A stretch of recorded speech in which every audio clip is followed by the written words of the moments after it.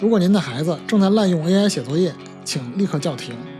这不只是作弊的问题，而是他大脑里的负责组织思想、锤炼语言的那套神经网络基础正在被物理性的修剪和拆除。12岁到18岁是人类大脑最后一次大拆大建的黄金期。滥用 AI 正在产生一种比社交媒体成瘾更隐蔽、更不可逆的伤害，它在失去定义自己的权利。也许您平时每天的工作都和老卢一样，整天和 AI 打交道，也许您和孩子都不太清楚 AI 到底是什么，但我们都为人父母。太空进化论系列聊的就是 AI 时代教育探索这件事儿。那第1季的4集谈的是对于滥用 AI 的风险和防御机制，讲清 AI 对孩子身体、大脑、伦理、认知思维会有什么影响，那家长怎么应对。而从下周开始，第2季我们会教给孩子如何正确使用 AI， 包括提问、判断、审美、洞察这些综合能力的培养。那今天是第1季收官的第4期，我们要在第3期的基础上来共同讨论完成 AI 对孩子青春期表达、思维、伦理这个认知链条，或者说心智的演化链条到底有什么影响，我们家长怎么应该去有效的干预，并照例会提供一套家长操作手册 Notion 版，帮您和孩子一块儿夺回他思想的终极产权。让我们直接切入本片最核心的议题。要彻底理解 AI 对孩子心智的侵蚀，我们必须先构建一个清晰的认知演化模型。理解了这一点，我们才能对孩子或者说对人类思维成长的底层逻辑有一个彻底的认识。在第3期节目里，我们看到了一个令人担忧的画面。AI 像一个永远赞同的完美朋友，把孩子养在伦理的无菌室里，他从未被认真反驳过。所以一个滥用 AI 缺少交流的孩子，一旦进入了真实的社会，任何一点否定都能让他心理崩溃。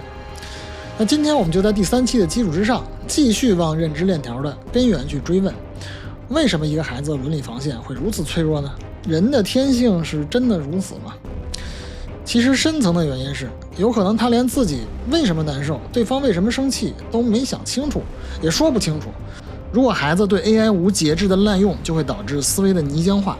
无法承受重量，当然也没法搭建起自己的精神小屋，也就没法在自己和他人和社会之间产生思维的边界。所以这就是我们今天必须将第3期和第4期作为姐妹篇连在一块儿看的一个逻辑。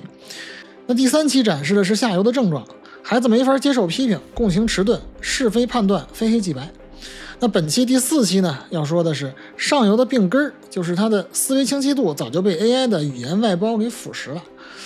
所以我们对孩子来说最重要最基础的这个认知链条就浮现出来了。就我们本期讲的精准表达，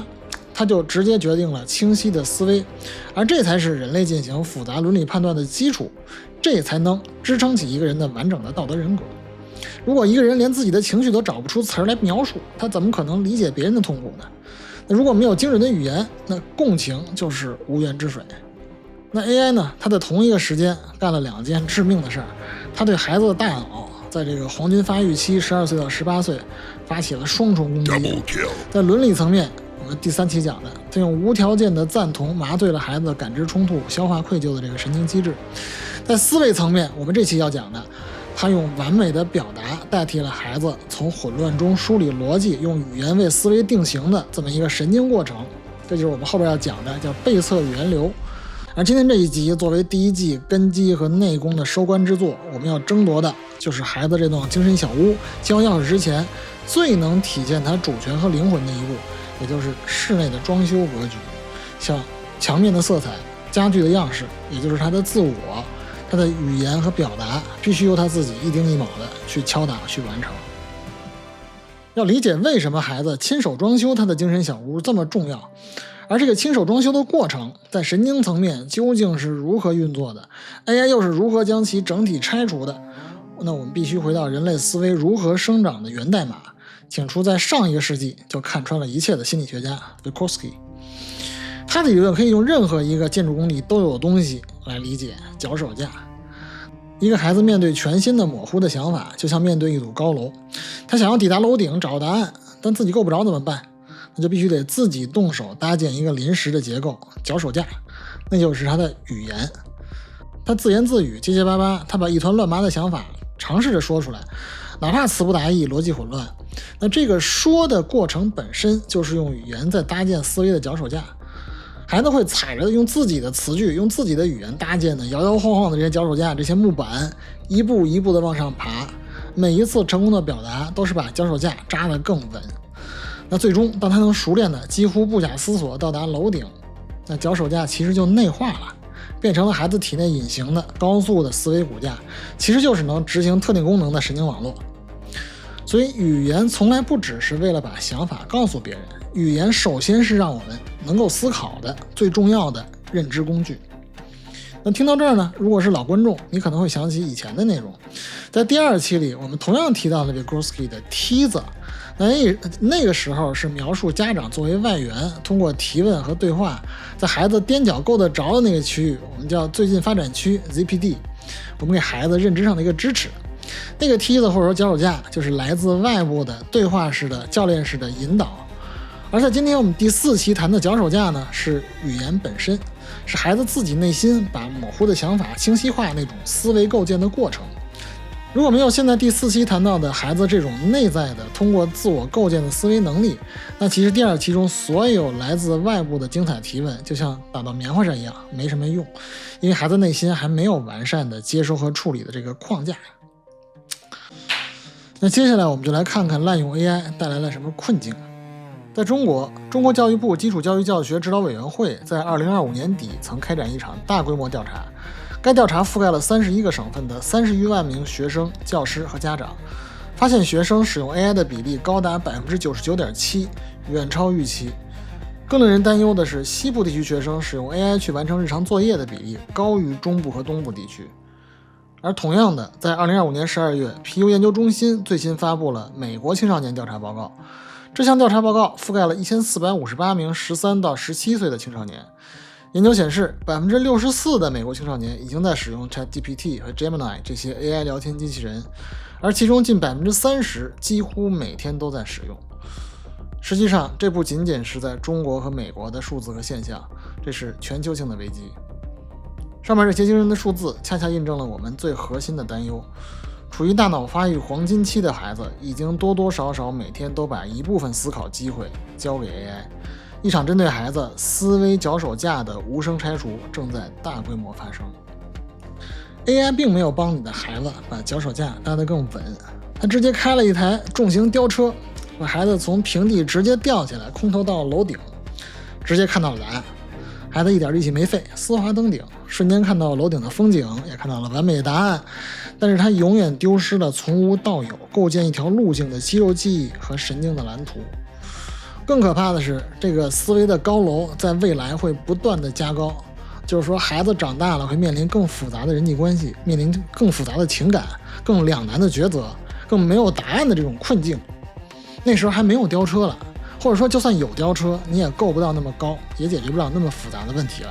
而他自己还从来没有学会怎么自己搭建脚手架或者自己去爬楼，于是他只能待在平地上仰望高楼，束手无策。他的思维脚手架因为失去了自我构建结构支撑的能力，就永远也搭建不起来了。神经科学证实，负责这一个精细化表达功能的脑区是背侧语言流，如果长期不用，那这部分脑区这部分神经网络闲置的突触就慢慢的被修剪掉了。如果说在现实生活中呢，就是孩子的口语表达流畅度降低，发音精准度不高，感觉话到嘴边说不出来，这些等等等等。这就是第2期我们警惕的认知卸载在语言层面的终极体现。卸载的不是某一个知识，而是构建知识的核心算法——语言能力。那前面我们把问题谈得很清楚了，我们家长确实面临严峻的挑战。老卢在评论区也准备了详细的家长操作手册的 Notion 版，但其中最重要的核心要点，我用最简单的3件小事凝练出来，直接送给大家。你可以从今天晚饭之后就试着和孩子做做看。第一件事，认同自我表达，在 AI 生成内容里找到像你的那句话。下一次如果孩子用 AI 帮忙写了东西，你不要着急批评他，也别评价写的好不好，你可以坐下来和他一块看一看那段文字，然后问他一个很简单的问题：你觉得这里边哪一句话或者哪个说法最像是你自己也有可能会这么说的？孩子可能一愣，觉得这都是 AI 写的，怎么可能有跟我想的一样的呢？他可能指着其中一句话，我当时觉得挺不好意思的，或者那个结果让我松了口气。就举个例子啊，那这时候呢，您就指着这句话，你看，你说对了，这句话确实很像你平时说的感觉。我们这个动作的含义是说，在 AI 生成的光滑的、流畅的这些不属于孩子的文字中，帮他确认一点属于自己的痕迹，点燃孩子对自己表达价值的这个认同，让孩子知道，哪怕是一点点真实的感受的表达，都比通篇流畅的那个正确答案都更要宝贵，让孩子慢慢的开始珍惜自己说话的方式。那第二件事呢，就是保护内建。当孩子说不清楚的时候，要等一等。我们都经历过一个情况，问孩子一个问题，他想半天说不清楚。那这时候我们很容易自己着急上火，大多数都是家长忍不住了，自己就替他说了。我想请您下次一定要试试忍住，在这个卡住的时候呢，不要打断，也不要给答案。每个孩子性格其实不一样，您可以制造完全安静的1分钟，不出声，也可以自己搓搓手，发出一点声音，就不让环境那么紧绷。也可以轻轻对孩子说，没事，慢慢想，爸爸陪着你。关键是要制造一个让孩子心里觉得放松的、安全的、安静的环境，慢慢去思考。我们在做的其实是把卡壳打磕巴这件事儿去正常化，告诉孩子慢慢思考问题，这很正常，并不羞耻。那个这个过程正是他大脑里在努力工作，试图把乱麻一样的想法理出线头。那家长的等待就是在保护他这个珍贵的思考过程，绝不让外界的干扰或者外界的答案，包括 AI 的答案，去把它打断掉。那第三件事呢，就是我们要做孩子的情感教练，引导孩子描绘模糊的那些情感感受。有时候孩子经常会用一些很大很笼统的词儿来表达他的感受，比方说孩子放学回家书包一扔，在嘟囔，今天不开心，烦死了。那这时候呢，大多数家长就本能的问孩子怎么了，有什么事儿啊？那这就会把对话引向复盘具体的事件，孩子可能更不愿意说。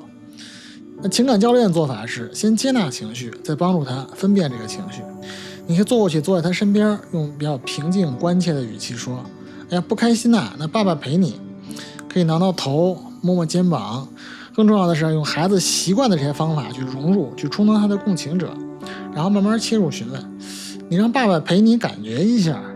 这个不开心和烦它具体是长什么样呢？或者你也可以尝试举1-2个例子去启发他，会不会像那种事情搞砸了，心里空落落的，有点失望的感觉，还是说更像那种感觉被人针对了，胸口有一股火往上窜？我们家长不需要问具体什么事儿，就只是让孩子描绘他自己的感觉，拟人化的话是最好的，把这情感的边界要描绘出来。孩子如果能倾诉他的情感，那事情本身那自然就会吐露出来了。每一次将不开心细化为失望、委屈或者焦虑，都是在为他大脑的情感数据库增加一个精确的坐标。孩子如果能清晰地分辨出我到底怎么了，那他就能有效地管理自己的情绪，也就能真正的去理解他人的感受。说到这儿，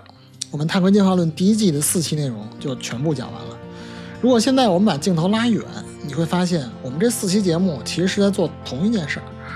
我们是在 AI 时代的浪潮中，给孩子系统性的搭建了一个专属于人类的精神小屋，一个属于碳基生命的大本营。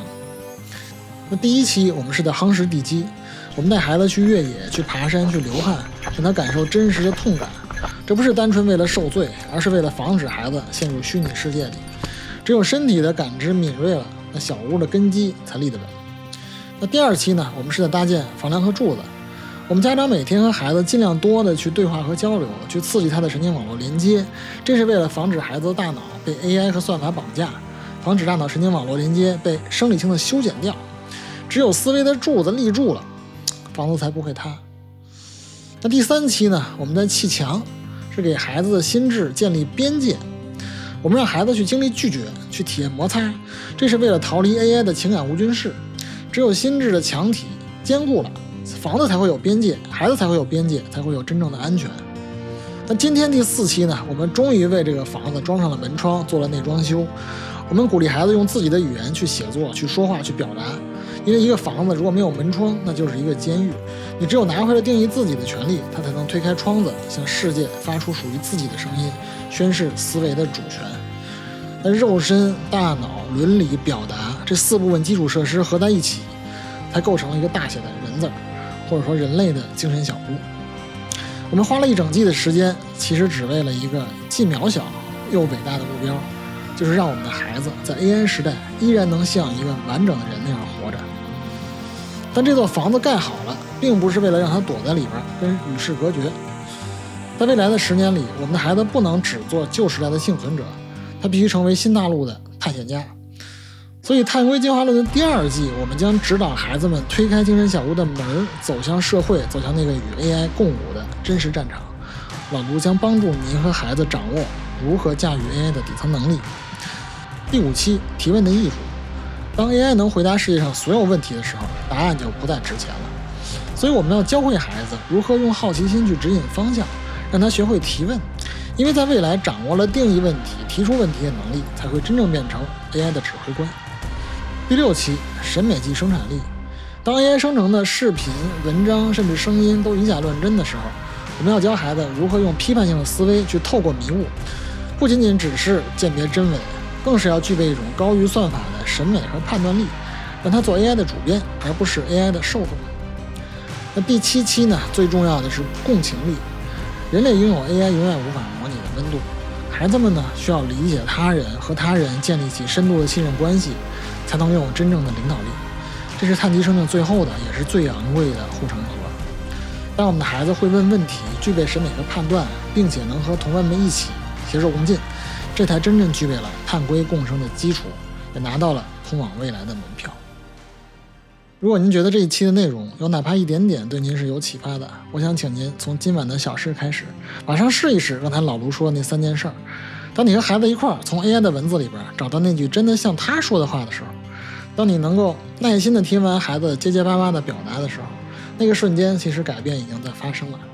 跟往常一样，这期节目详细的笔记和行动建议我都整理在了家长操作指南 Notion 版里，你可以在视频的描述区找到链接。我是 MindHackers 的老卢，探龟进化论第1季到这里就全部结束了，感谢您一直以来的参与和观赏。我们作为家长，应该和孩子们一起 hiking， 探索和感受这个地球，脚步丈量世界，思考探索内心。我们第2季见。